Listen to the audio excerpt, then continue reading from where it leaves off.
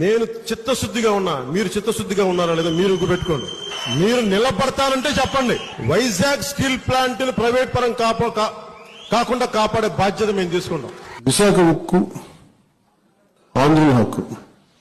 ఏ ఆంధ్రుల హక్కు అంటే ఉమ్మడి ఆంధ్రప్రదేశ్ హక్కు. మీరు ఇక్కడ ఎన్నైనా మాట్లాడతారు. ఇక్కడ వెళ్ళి నేను బాధ్యత వహిస్తే దెబ్బలు తింటాం మీకోసం, జైలుకి వెళ్తా, పొడి చేస్తాం, చంపేస్తాం, ఇది చేసేస్తాం. అలా ఇక్కడేం జరగదు. అక్కడ ఢిల్లీ అది కుదరదు. అట్లా ఇక్కడ ఎన్నో మాట్లాడచ్చు. మీరు కథలు అక్కడ చెప్తారు. ఇట్లా మీకు ఈ దేశంలో ఎవరన్నా సరే అమిత్ షా గారితో గొడవ పెట్టుకుంటారండి. ఆయన అడిగే ప్రశ్న మన దగ్గర సమాధానం ఉండదు. వాళ్ళు అడిగే లాజికల్ క్వశ్చన్స్ కి మన దగ్గర సమాధానం లేకపోతే సమాధానం వీగిపోయి వదిలేస్తాం. నష్టం వస్తుంటే దాన్ని ఎంతకాలం భరిస్తాం? బ్లీడ్ అవుతా ఉంది. గనులు లేవు. మీరేం బీగుతున్నారా? మీరందరూ పార్టీగా మీరంతా 30 మంది ఎంపీలు అందరూ కలిపి ఎందుకు మీరు ప్రైవేట్ గనులు మీరు తీసుకురావట్లా? క్యాప్టివ్ మైన్స్ కనుక మీరు ఇవ్వగలిగితే ఇలా ఉంటుంది చెప్పి మొత్తం ప్రెజెంట్ చేసి పట్టుకోవచ్చు. ఆయన విన్నాడు, చాలా క్లీన్ విన్నారు.